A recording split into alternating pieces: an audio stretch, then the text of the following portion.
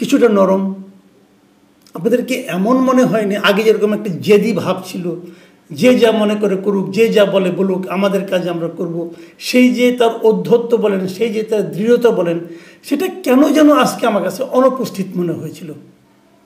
এবং তার কথাতেও তার যে সার বেত্তা, মূল কথার যে মূল বক্তব্য, সেখানেও যেন এক ধরনের নমনীয়তা আমি লক্ষ্য করেছি।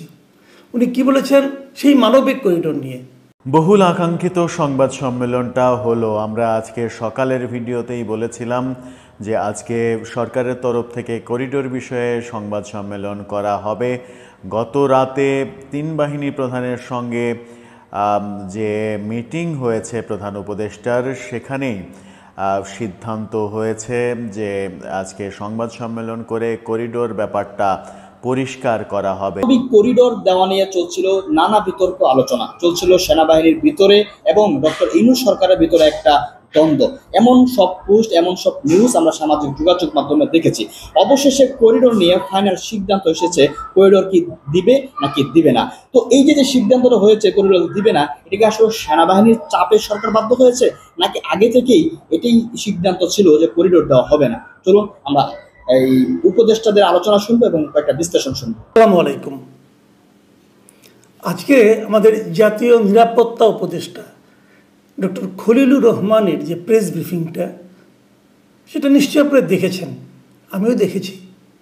আপনাদের কাছে কি মনে হয়নি যে ওনার কণ্ঠ কিছুটা নরম? আপনাদের কি এমন মনে হয়নি আগে যেরকম একটা জেদি ভাব ছিল, যে যা মনে করে করুক, যে যা বলে বলুক, আমাদের কাজ আমরা করব, সেই যে তার ঔদ্ধত্য বলেন, সেই যে তার দৃঢ়তা বলেন, সেটা কেন যেন আজকে আমার কাছে অনুপস্থিত মনে হয়েছিল।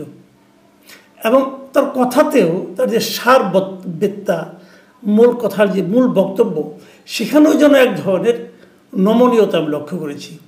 উনি কি বলেছেন সেই মানবিক করিডোর নিয়ে, যে রাখাইন রাজ্যের জন্য একটা মানবিক করিডোর দেওয়া, সেই বিষয় নিয়ে উনি কি বলেছেন আজকে, যেটা নিয়ে নাকি এর আগে আমাদের পররাষ্ট্র উপদেষ্টা বলেছিলেন যে আমাদের নীতিগত সিদ্ধান্ত হয়েছে মানবিক করিডোর দেওয়ার। সেই প্রসঙ্গে তিনি যেন একদম উল্টা পথে হাঁটলেন। উনি বললেন যে করিডোর নিয়ে কারোর সঙ্গে কথা হয়নি, এবং আরও বললেন যে কারোর সঙ্গে কথা যেমন হয়নি এবং কারোর সঙ্গে কোনো কথা হবেও না। মাথায় রাখবেন কিন্তু, এবং আমি আপনাদের রিকোয়েস্ট করব এটা আপনারা স্মরণে রাখবেন যে কারোর সঙ্গে কোনো কথা হবে না। এটা ডিক্লেয়ার করেছেন আমাদের নিরাপত্তা উপদেষ্টা মিস্টার ডক্টর খলিলুর রহমান। কখনো হবে না, কিন্তু কালকেও হবে না, এক বছর পরেও হবে না, ওনারা থাকাকালীন হবে না। কেন? এটা কিন্তু একটু ব্যাগ্যের মনে হচ্ছে না? আমার কাছে মনে হচ্ছে। এখন এই ব্যাগ্যের পেছনে কী কারণ, সে আলোচনাটা আমি করছি। তার আগে এই আজকে যেটা সংবাদ সম্মেলনটা হয়েছে, সেখানে উনি কী বলেছেন দেখেন, আমি ওনার কথাটুকু পড়ে শোনাই। মানবিক চ্যানেল আমরা দেব কি দেব না, এটা আমাদের সার্বভৌম সিদ্ধান্ত। মানবিক চ্যানেল নিয়ে আমেরিকা বা চীন কারোর সাথে বাংলাদেশের উপর কোনো চাপ নাই। মানবিক চ্যানেল তৈরি হলে তার পুরো দায়বদ্ধতা থাকবে জাতিসংঘের উপর। বাংলাদেশ শুধু বর্ডারে নিরাপত্তা দেবে। খেয়াল করেন, তার মানে আমাদের নিরাপত্তা দেওয়া ছাড়া আর কোনো কাজ নাই। এখানে আমেরিকা নাই, এখানে চীন নাই, এখানে ইন্ডিয়া নাই, কোনো দেশ নাই। কে আছে? কেবল জাতিসংঘ আছে। জাতিসংঘ পাঠাবে, আমরা কেবল নিরাপত্তা দেব আর আমাদের মাটিটুকু দেব ব্যবহার করতে। প্রশ্ন হচ্ছে জাতিসংঘ আমাদের উপর পাঠাবে কেন? এই প্রশ্নের কোনো জবাব নাই। এবং উনি আবার বলছেন যে উনি আবার আমাদেরকে একটু করিডোর কাকে বলে এটা বোঝানোর চেষ্টা করছেন, যে করিডোর হলো সেটা যেখানে নাকি মানুষকে সরিয়ে নেওয়ার কাজ হয়। এখানে তো মানুষ সরিয়ে নেওয়া হবে না ভাই, মানুষ সরিয়ে নেওয়ার কথা বলা হচ্ছে না। বলা হচ্ছে এখান দিয়ে অস্ত্র যাবে কিটা। মায়ানমারের সঙ্গে রাখাইনের মানে আরাকান আর্মিদের, বিদ্রোহী আরাকান আর্মিদের দীর্ঘদিন ধরে গৃহযুদ্ধ হচ্ছে। সেই গৃহযুদ্ধে আমরা জড়িয়ে যাব কিনা, এটা হলো বেসিক পয়েন্ট। অন্য আলাপ বাদ দেন, লোক যাবে না মানুষ যাবে এই আলোচনা কিন্তু হচ্ছে না। হচ্ছে যে রাখাইনের সঙ্গে যে মিয়ানমারের যুদ্ধ হচ্ছে, সেই যুদ্ধে আমরা জড়িয়ে যাব কিনা, জড়িয়ে যেতে চাই কিনা, দ্যাট ইজ দ্য পয়েন্ট। বাকি আলাপ তো হচ্ছে না। এখন ওখানে যদি বড় বড় ট্রাক যায়, ট্রাক ভর্তি জিনিসপত্র যায়, সেই জিনিসপত্রের আড়ালে কোনো ধরনের অস্ত্রশস্ত্র যাবে কিনা সেই সন্দেহ যদি মিয়ানমার করে, এবং যদি মিয়ানমার মনে করে যে বাংলাদেশের মাধ্যমে অস্ত্র সহযোগিতা যাচ্ছে আরাকান আর্মির কাছে, তাহলে মিয়ানমারের সঙ্গে আমাদের সম্পর্ক খারাপ হবে। সেই খারাপ হওয়ার ঝুঁকিটা আমরা নেব কিনা, এটা হচ্ছে গিয়ে বেসিক পয়েন্ট। তো সেই পয়েন্টে আলোচনা করেন। মানুষ যাবে না এটা তো বলা হচ্ছে না। হ্যাঁ, সরকারের পক্ষ থেকে যে কথাটা বলা হচ্ছে সেটা হলো আমরা আরাকান আর্মিকে হেল্প করব, করার পর যেহেতু সীমান্তের এই দিকে মিয়ানমারের কোনো কন্ট্রোল নাই, কাজে আরাকান আর্মি এটা দখল করে ফেলাবে, সেখানে আমরা রোহিঙ্গাদের ফেরত পাঠাবো। প্রশ্ন হলো দুটো। এক নম্বর প্রশ্ন হলো যে আপনি যে ফেরত পাঠাবেন তার কোনো প্রতিশ্রুতি কি ওদের কাছ থেকে পেয়েছেন? আরাকান আর্মিদের কেউ কি বলেছে আপনাকে যে আমরা এখানে রাখাইন রাজ্য প্রতিষ্ঠা করতে পারলে তোমাদের, এবং তোমরা যদি আমাদেরকে সাহায্য করো তাহলে আমরা এই রোহিঙ্গাদের ফেরত দিব? বলেছে? সেরকম তো বলে নাই, কারণ আপনাদেরকে অসুবিধা আলোচনাই করেন নাই। তাহলে বলে নাই, তাই না বললে পরে আপনি নিজে থেকে কেন এই ধরনের একটা উদ্যোগ নিতে যাচ্ছেন? এটা হলো এক নম্বর প্রশ্ন। এবং তারা যে করবে না, এটা তো এর মধ্যেও তো আপনারা দায়িত্ব নেওয়ার পরেও তো আরও 1.5-2 লাখ রোহিঙ্গা এখানে ঢুকেছে, ফেরাতে পেরেছেন আপনি? পারেননি তো। তাহলে এইটার সমস্যার সমাধান কি? আর দ্বিতীয় কথা, আরাকান আর্মি যে রাখাইনটাকে স্বাধীন রাখতে পারবে তার কোনো গ্যারান্টি আছে? এ পর্যন্ত পৃথিবীর কোনো দেশ কি আরাকান আর্মির এই যে দখল করে আছে রাখাইন রাজ্যটাকে, রাখাইনকে একটা স্বাধীন রাজ্য হিসেবে স্বীকৃতি দিয়েছে? যদি না দিয়ে থাকে তাহলে আপনারা কাকে হেল্প করছেন? তাহলে হবে কি, এটা হতে পারে যে আপনার রাখাইন রাজ্যের এখানে যে আরাকান আর্মি একটা যুদ্ধ চালাচ্ছে স্বাধিকারের জন্য, সেই স্বাধিকার আপনি হেল্প করছেন। যদি আপনি হেল্প করেন সেটা কি আমাদের দেশের পররাষ্ট্র নীতির মধ্যে পড়ে? এই প্রশ্নগুলোর জবাব কিন্তু নেই। যে কারণেই কিন্তু আমাদের মাঝখান থেকে এই সন্দেহটা এসেছিল। বলা হচ্ছিল অনেকদিন আগে থেকে, বলা হচ্ছিল এখানে একটা রাখাইন রাজ্য আমাদের, এখানে যে একটা স্বাধীন রাজ্য হয় সেটা যে আমাদের এলাকার কিছু লোক জায়গাকে দখল করে নিয়ে নেবে না, অথবা তারা যে এটা দাবি করবে না, তারই বা গ্যারান্টি কোথায়? কারণ আপনি তো প্রচুর প্রায় 10 বা 12-13 লাখ রোহিঙ্গাকে এখানে বসিয়ে রেখেছেন। পরে এরা যদি বলে যে আমরা তাহলে রাখাইনের অংশ, বলে এরা যদি দখল না ছাড়ে আপনি কী করবেন? যে আমাদের শেষ পর্যন্ত দেখা যায় আমাদের সার্বভৌমত্ব নষ্ট হয়ে গেছে, আমাদের ম্যাপটাই দ্বিখণ্ডিত হয়ে যাচ্ছে। এই সমস্ত আতঙ্ক কিন্তু সাধারণ মানুষের মধ্যে থাকতেই পারে। আপনারা শেয়ার করতে পারেন, কোনো সমস্যা নেই, কিন্তু মানুষ তো এই প্রশ্নগুলো করতে পারে। এই প্রশ্নগুলোই উঠেছে। তো সেই প্রশ্নের জবাব আপনি এবার যেটা বললেন এটা হলো ব্যাগ গিয়ে গেছে। আগের বার ছিল অধ্যত্ত, আগের বার ভাবখানা এরকম ছিল আপনি দিবেন। তো একটু ধাক্কা খেয়েছেন। এখন প্রশ্নটা হচ্ছে ধাক্কাটা কে দিল? আলোচনাটা কিন্তু উঠছে যে ধাক্কাটা কে দিল, কার ধাক্কা খেয়ে, কার ধমক খেয়ে উনি ব্যাগ গিয়ার দিলেন।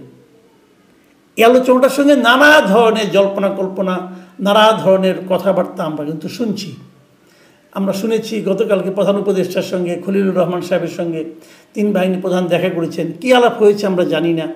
আবার আজকে শুনেছি যে সেনাবাহিনী তার ঊর্ধ্বতন শীর্ষস্থানীয় সেনা কর্মকর্তাদের নিয়ে দরবারে বসেছিলেন, সেখানেও কী আলোচনা হয়েছে আমরা তো আর মিডিয়া থেকে সব জানতে পারি না।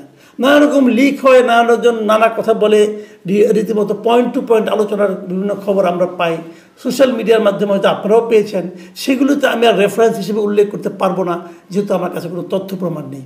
কিন্তু কিছু তো কিছু হয়েছে, না হলে খলিল সাহেবের মতো লোক এত দ্রুত কেন ব্যাগ গিয়ার দেবেন? আমি জানি না শেষ পর্যন্ত কী হবে। আরেকটা বিষয় এই সময় খুব গুরুত্বপূর্ণ, সেই জিনিসটা হলো যে নির্বাচন পেছানোর যে পায় তারা, সেটাও কি হচ্ছে কিনা, এটাও কিন্তু আমাদেরকে ভেবে দেখতে হবে।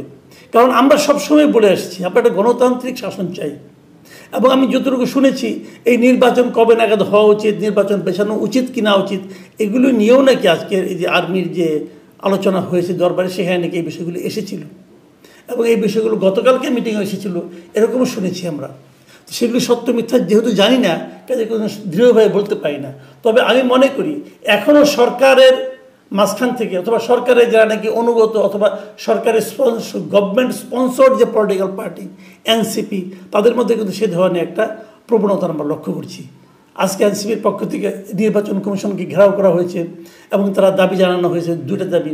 একটা হলো স্থানীয় সরকার নির্বাচন তারা আগে চায়, আরেকটা হলো এই নির্বাচন কমিশনের অপসারণ চায়।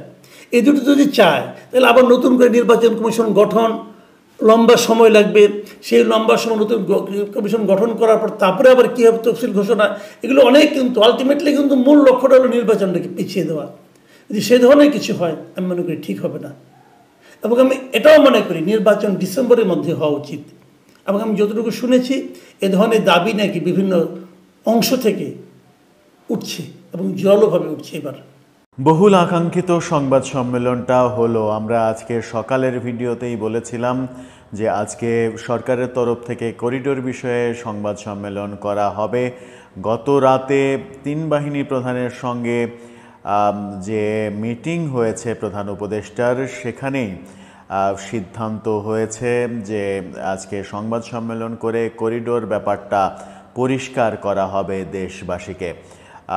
জাতীয় নিরাপত্তা উপদেষ্টা ডক্টর খলিলুর রহমান সংবাদ সম্মেলন করলেন দুপুরের পরে এবং তিনি কিছুক্ষণ আগে সংবাদ সম্মেলন শেষ করেছেন। সেখানে তিনি নানা কথা বললেন এবং করিডোর ব্যাপারটা নেহায়েতি অপপ্রচার, গুজব এমনটা বলার চেষ্টা করলেন। সরকার করিডোর ব্যাপারে কোনো ধরনের কোনো কিছুই ভাবছে না, করিডোর দেবে না, তেমন কথাই তিনি বলেছেন। এমন কথাও বলেছেন তিনি, এই গুজবটা শুরু হয়েছে মূলত পার্শ্ববর্তী দেশের মিডিয়া থেকে। তারা নানা রকমের গুজব, করিডোর, সীমান্তে যুদ্ধাবস্থা, একটা যুদ্ধের আয়োজন চলছে, এরকম নানা রকমের প্রোপাগান্ডা শুরু করে। তারপর থেকে করিডোর নিয়ে দেশের মধ্যে নানা রকমের গুজব, প্রোপাগান্ডা শুরু হয়। এরকম কথা বলার চেষ্টা করেছেন। কিন্তু আদৌ কি সরকার করিডোর দিতে চায় না, নাকি করিডোরের আদলে অন্য কিছু দিতে চায়, সেটাই স্পষ্ট করার চেষ্টা করেছেন। যদিও তার কথাই যে খুব একটা সরকারের স্পষ্ট অবস্থান বোঝা গেছে সেটা নয়। সেনাবাহিনীর সঙ্গে সরকারের সম্পর্ক এবং নিরাপত্তা উপদেষ্টার সম্পর্ক, করিডোর বিষয়ে সেনাবাহিনীর অবস্থান, সরকারের সঙ্গে দ্বিমত কিনা সেনাবাহিনীর অবস্থান, সেই ব্যাপারেও তিনি স্পষ্ট করার চেষ্টা করেছেন তার পক্ষ থেকে। সেনাবাহিনী কি বলছে, সেনাবাহিনীর মতামত কি, সেই ব্যাপারেও তিনি কথা বলেছেন। কি বললেন ডক্টর খলিলুর রহমান সংবাদ সম্মেলনে, সেই আলোচনাই বিশ্লেষণ করার চেষ্টা করব এই ভিডিওতে। থাকবেন ভিডিওতে। বলছিলাম বাংলাদেশের জাতীয় নিরাপত্তা উপদেষ্টা এবং রোহিঙ্গা বিষয়ক হাই রিপ্রেজেন্টেটিভ খলিলুর রহমান তিনি সংবাদ সম্মেলন করলেন। অতঃপর সরকারের সিদ্ধান্ত জানানোর জন্য গত রাতেই সিদ্ধান্ত হয়েছে 3 বাহিনী প্রধানের সঙ্গে মিটিংয়ে যে আজকে তিনি সংবাদ সম্মেলন করবেন, সেটাই করলেন এবং সেখানে নানা কথা বললেন। এবং সেখানে তিনি বললেন যে সরকার করিডোর দেওয়ার কথা ভাবছে না, করিডোর নিয়ে কোনো ধরনের কোনো কথা হয়নি। সরকার যেটা করতে চাইছে, জাতিসংঘের সঙ্গে যেটা কথা হয়েছে, সেটা হচ্ছে একটা চ্যানেল খুলে দেওয়া, একটা মানবিক চ্যানেল খুলে দেওয়া, যে চ্যানেলে জাতিসংঘের যুক্তরাষ্ট্রের মালামাল আরাকানদের জন্য মানবিক সাহায্য হিসেবে যাবে। আমরা শুধু বর্ডারে সেই মালগুলো পর্যবেক্ষণ করব, বর্ডারটা পার করে দেব, এটাই আমাদের দায়িত্ব। সেখানে কোনো অস্ত্র, গোলাবারুদ যাচ্ছে কিনা সেই ব্যাপারটা আমরা তদারকি করব।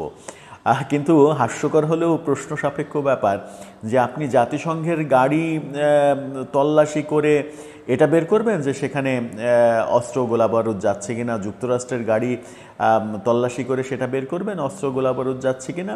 ব্যাপারটা খুব একটা যে পরিষ্কার হলো তা নয়, তবুও তিনি পরিষ্কার করার চেষ্টা করেছেন। কি কি বললেন তিনি সংক্ষেপে সেই পয়েন্টগুলো বললে আপনাদের স্পষ্ট হবে এবং সেই মোতাবেক ব্যাখ্যাগুলো করলে ব্যাপারটা আরও স্পষ্ট হয়ে যাবে। তিনি বললেন, আরাকানের অবস্থা অস্থিতিশীল না হলে রোহিঙ্গা প্রত্যাবর্তনের ব্যাপারে ভাবা যাবে। আরাকানের অবস্থা স্থিতিশীল না হলে রোহিঙ্গা প্রত্যাবর্তনের কথা ভাবা যাবে না। অর্থাৎ আরাকানের অবস্থা যতদিন পর্যন্ত স্থিতিশীল না হয় এবং স্থিতিশীল করার জন্যই জাতিসংঘ উদ্যোগ নিচ্ছে, সেই কারণেই মানবিক করিডোর মানবিক সাহায্য দিতে চাচ্ছে এবং সেই কারণেই বাংলাদেশের সীমান্ত অঞ্চল ব্যবহার করতে চাচ্ছে, সেটাই তিনি বলতে চাইলেন।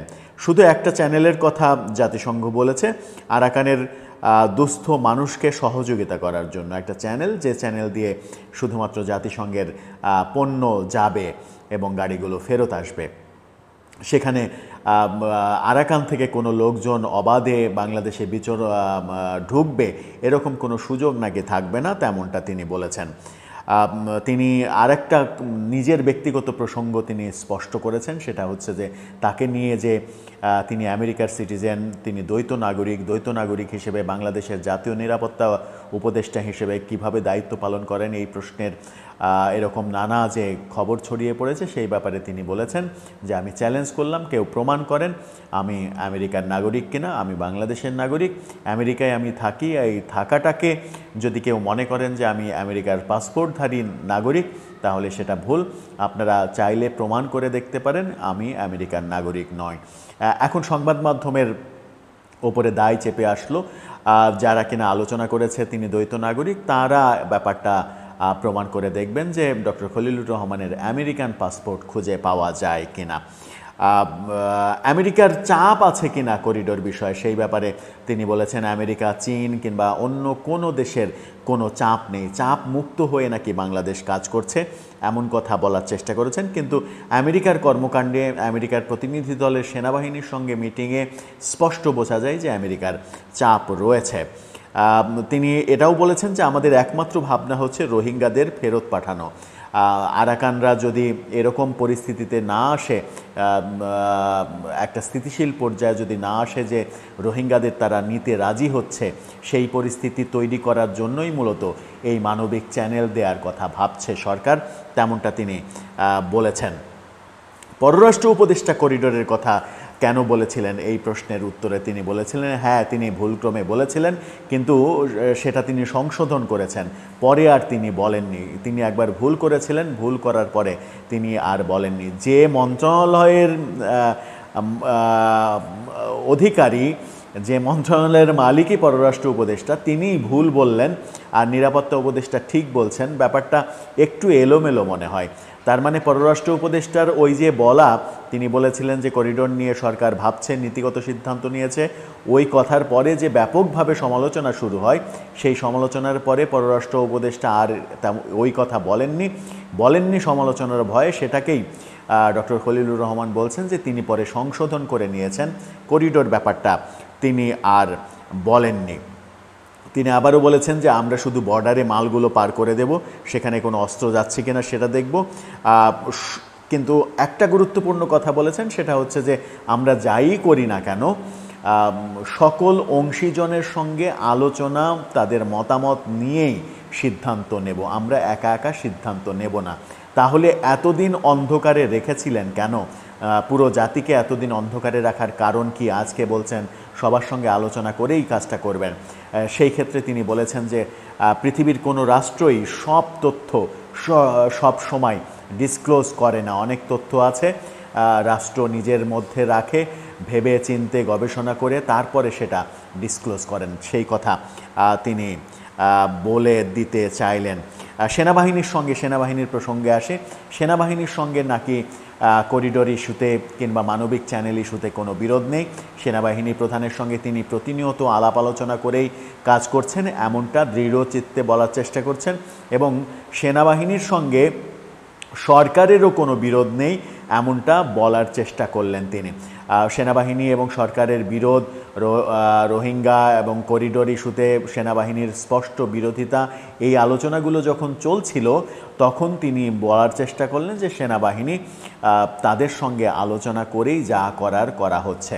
আমরা এর আগে শুধুমাত্র একটা দৃশ্যই দেখেছি গত রাতে, সেনাবাহিনী সহ 3 বাহিনী প্রধানের সঙ্গে মিটিং করতে, এবং সেখানেই করিডোর নিয়ে আলোচনা হয়েছে বলে বিভিন্ন সূত্র দাবি করছে। এবং তারপরেই আজকের এই সংবাদ সম্মেলন করা সরকারের, সেরকম দৃশ্যের অবতারণা করা, সেই আলোচনাও চতুর্দিকে চলছে। সেনাবাহিনীর সঙ্গে যদি কোনো বিরোধ না থাকে তাহলে সেটা খুবই ভালো কথা। সেনাবাহিনীর সঙ্গে বিরোধ কোনো ভালো লক্ষণ হবে না। সেনাবাহিনীর সঙ্গে বিরোধ নাই এই কথা যখন তিনি বলছেন, আবার তখন বলছেন যে করিডোর বিষয়টাকে উত্তেজনার মধ্যে নিয়ে এসেছে মূলত পার্শ্ববর্তী দেশের মিডিয়াগুলো। তারা সীমান্তে একটা যুদ্ধাবস্থা, যুদ্ধ শুরু হবে, যুদ্ধ লেগে গেল এরকম প্রচারণা করে বাংলাদেশের মানুষকে বিষিয়ে তুলেছে, খেপিয়ে তুলেছে। আদতে তেমন কিছু নয়। আমরা তার সংবাদ সম্মেলনের সারসংক্ষেপে যেটা বুঝতে পারলাম সেটা হচ্ছে সরকার এতদিনে এরকম একটা সিদ্ধান্তে এসেছে যে তারা করিডোর দিতে চায় না, করিডোর দেয়া তাদের পক্ষে সম্ভব নয়।